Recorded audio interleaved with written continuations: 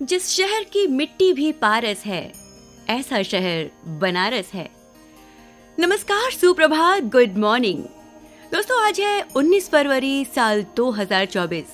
दिन है सोमवार का और स्टूडियो की घड़ी में सुबह के 7 बजे हैं। तो एक बार फिर से सुबह की चाय की चुस्की के साथ आ गई हूँ मैं, आपकी रेडियो दोस्त ललिता, आप सभी का फेवरेट नंबर 1 मॉर्निंग शो लेकर, जिसका नाम है गुड मॉर्निंग बनारस।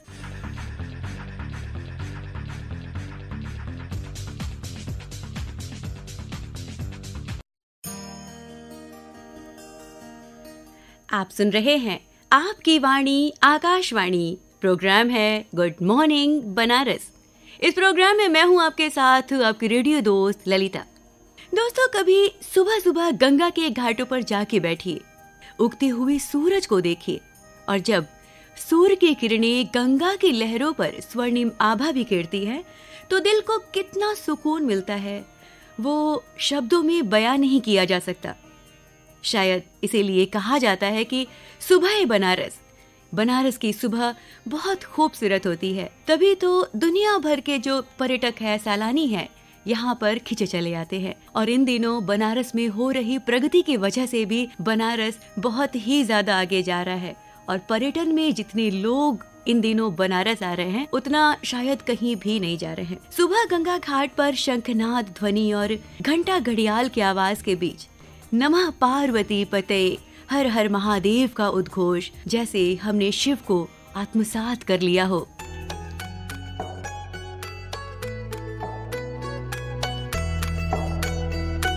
ओम नमः शिवाय, ओम नमः शिवाय।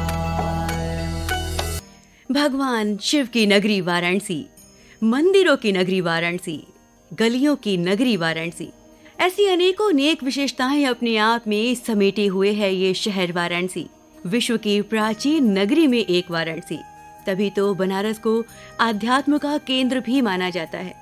शहर बनारस में बहुत सी ऐसी मान्यताएं हैं, बहुत सी ऐसे अभी भी यहाँ पर विरासत हैं, जिसकी वजह से पूरी दुनिया में ये जाना पहचाना जाता है। जैसे कि संगीत घराना भी यहाँ का बहुत ही ज्यादा फेमस है। भगवान बुद्ध ने अपना पहला प्रवचन भी यहीं बनारस के पास सारनाथ में दिया। इसके अलावा जैन धर्म से जुड़े हुए लोगों के लिए भी ये बनारस विशेष स्थान रखता है। यहाँ की और बहुत बड़ी खास बात है कि पूरे भारत में एकमात्र भारत माता का जो मंदिर है, वो भी यहीं बनारस में ही है। ऐसी अनेकों नेक विशेषताएं हैं बनारस के बारे में, जो कि एक इस छोटे से प्रोग्राम में बोल पाना, समेट पाना बहुत ही मुश्किल है।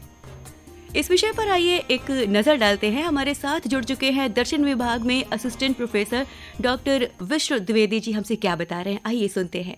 बनारस, मैं doctor विश्रुत Dwivedi, assistant professor Varanasi. मैं आपका परिचय आपके अपने शहर, जो न सिर्फ तीनों लोक से न्यारी बल्कि सबसे प्राचीन नगरी होने के साथ ही साथ धर्म और संस्कृति की राजधानी भी है। जी हाँ, आप सही हैं, आपकी अपनी नगरी काशी से कराता हूँ। दोस्तों, इस नगरी को आप वाराणसी, बनारस, आनंद काननवन या काशी नाम से भी जानते होंगे। पर क्या आप जानते हैं कि इस नगरी में ऐसा क्या है जो इसे बाकी जगहों से अलग और एक अलौकिक पहचान देता है? तो चलिए आज आपको आपकी अपनी नगरी से एक रूप कराने तथा इसके पौराणिक एवं धार्मिक महत्व से जुड़ी ऐसी बातें बताने का प्रयास करता हूँ जो शायद ही आप जानते हो। सबसे पहले आप इतना समझिए कि इस नगरी को समझने के लिए काशी को जानने की आवश्यकता। काशी को जानने के लिए आपको आत्मज्ञान अर्थात खुद का ज्ञान होना बहुत ही आवश्यक है। हमारे यहाँ शास्त्रों में भी कहा गया है कि काश्याम ही काशते काशी, काशी सर्व प्रकाशिका, सा काशी विदिता येन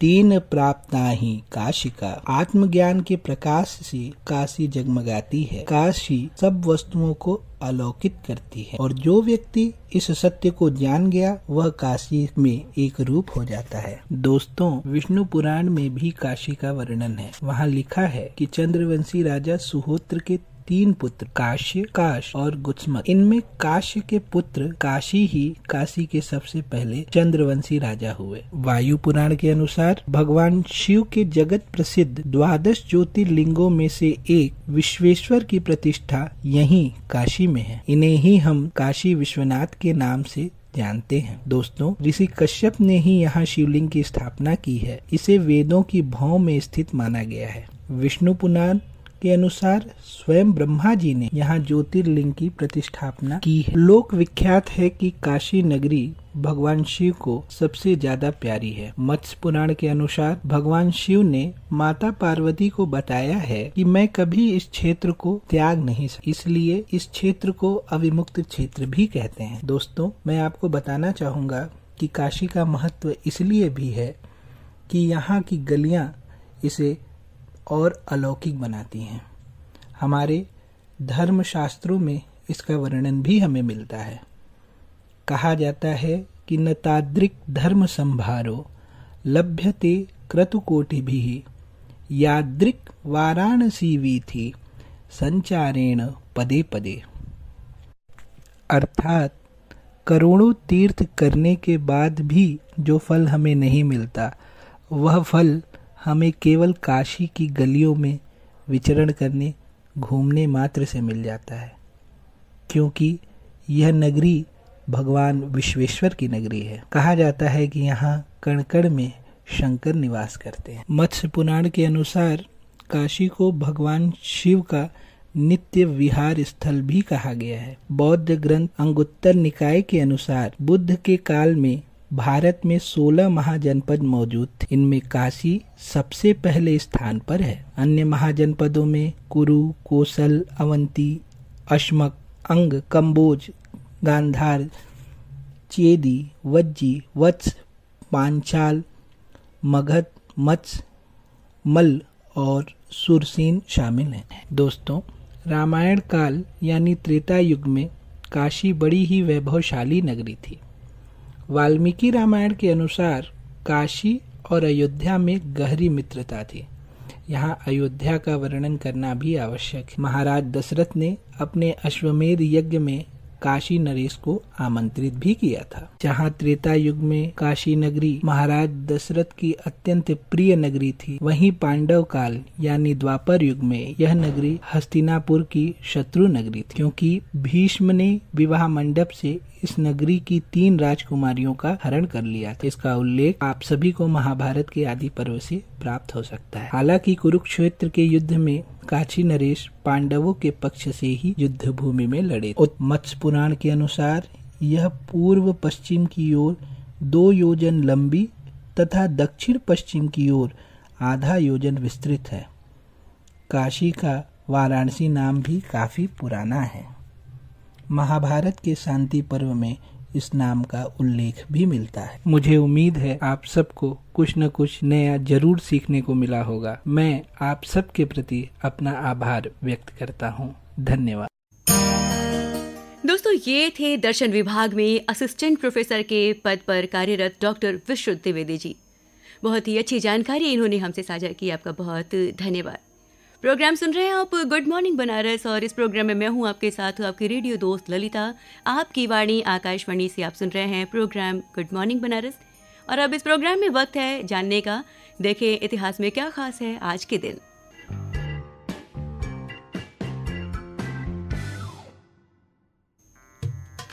तो दोस्तों, 19 फरवरी सन 1630 को पुणे के शिवनेरी दुर्ग में छत्रपति शिवाजी महाराज का जन्म हुआ। शिवाजी महाराज महान राजा और एक रणनीतिकार थे। देश में पहली बार कंप्यूटरीकृत रेलवे आरक्षण टिकट की शुरुआत हुई थी आज ही के दिन। और आज ही के दिन वर्ष 1891 में अमृत बाजार पत्रिका प्रकाश दैनिक के रूप में आज ही के दिन से शुरुआत हुई थी इसकी। पत्थर में प्राण फूंकने वाले शिल्पकार का जन्मदिन है आज। एक बहुत रोचक सी जानकारी आपको बता रहे हैं इसके माध्यम से। कुछ लोगों में ऐसी विलक्षण प्रतिभा होती है कि जो उन्हें बाकी सबसे अलग और खास बना देती है। अपनी सधी उंगलियों से पत्थर और मिट्टी में प्राण फूंकने वाले देश के महान शिल्पकार रामवंजी सुतार भी एक ऐसी ही शख्सियत है। वो ऐसी खूबसूरत प्रतिमाएं गढ़ते हैं कि डेल डॉल से लेकर चेहरे के भाव सब तक सजीव सा जान पड़ता है। गुजरात में स्थापित सरदार वल्लभ भाई पटेल के विशाल प्रतिमा का मूल स्वरूप भी इस महान शिल्पकार ने ही तैयार किया है। आपको बता दें कि 19 फरवरी वर्ष 1925 को जन्मे सुतार ने महात्मा गांधी की बहुत सी प्रतिमाओं को आकार दिया है। पद्मश्री और पद्म भूषण रामवनजी सुतार ने गांधी जी की 350 से ज्यादा मूर्तियां गढ़ी हैं, जो भारत ही नहीं बल्कि दुनिया के कई शहरों में पूरे सम्मान के साथ लगाई गई हैं। संसद में लगी इंदिरा गांधी, मौलाना आजाद और जवाहरलाल नेहरू की प्रतिमाएं भी सुतार ने ही बनाई हैं। यह कहना गलत नहीं होगा कि देश के लगभग सभी महान नेताओं की प्रतिमाएं सुतार के हाथों से ढली हैं। तो आज है ऐसे पत्थर में प्राण फूंकने वाले शिल्पकार का जन्मदिन। और दोस्तों, अब एक नजर में देख लेते हैं जो आज के दिन इस दुनिया को अलविदा कह गए। तो वर्ष 1915 में आज ही के दिन महान स्वतंत्रता सेनानी गोपाल कृष्ण गोखले ने अपनी आखिरी सांस ली।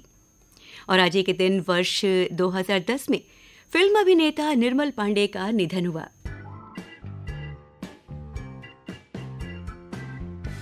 और दोस्तों, अब आइए देख लेते हैं क्या कुछ खास है शहर बनारस में आज के दिन। प्रोग्राम सुन रहे हैं आप गुड मॉर्निंग बनारस, आपकी वाणी आकाशवाणी से। IIT BHU के सिविल इंजीनियरिंग विभाग और ड्रॉप डेड फाउंडेशन की ओर से जल उत्सव 2024 का आयोजन हुआ। इस कार्यक्रम में जल संबंधी ज्ञान, समझ, विवाद, दस्तावेजीकरण और उससे जुड़ी विभिन्न चर्चाओं का प्रचार प्रसार किया गया। प्रतिभागी आदान प्रदान, संवाद, समसामयिक व्यवस्था, खेल कूद, कला और संस्कृति जैसी गतिविधियां हुई इस कार्यक्रम के तहत। इसी के साथ चलते हैं अपनी अगली खबर की तरफ। आपको बता दें कि प्रधानमंत्री नरेंद्र मोदी 23 फरवरी को करखिया गांव एग्रो पार्क में अमूल डेयरी प्लांट समेत करोड़ों की परियोजनाओं का लोकार्पण और शिलान्यास करेंगे। पीएम मोदी जनसभा भी करेंगे और इसमें वाराणसी संसदीय सीट समेत आसपास की मछली शहर, जौनपुर, भदोही और चंदौली सीट के 50,000 कार्यकर्ता भी शामिल होंगे।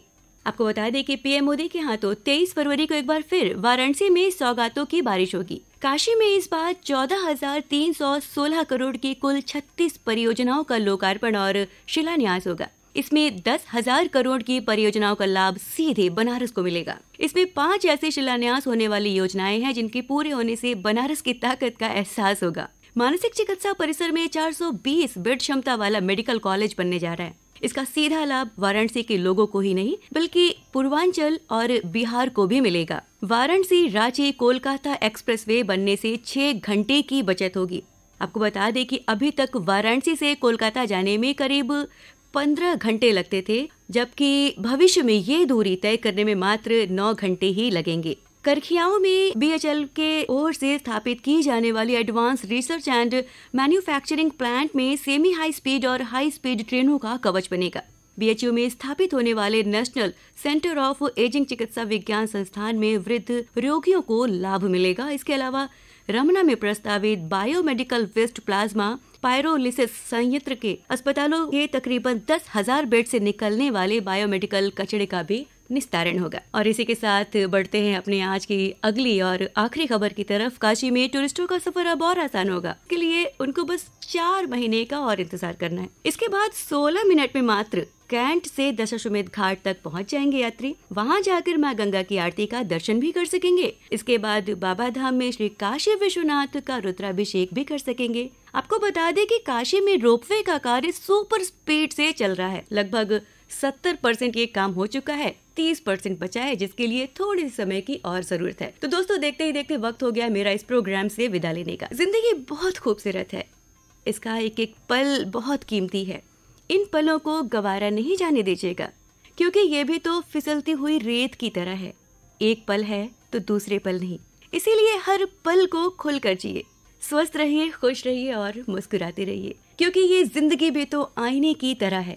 ये तभी मुस्कुराएगी जब आप मुस्कुराएंगे। तो दोस्तों, आज के लिए यहीं तक। वापस मिलूंगी आज सुबह 8:45 पर मधुरिमा के साथ। तब तक के लिए बाय बाय।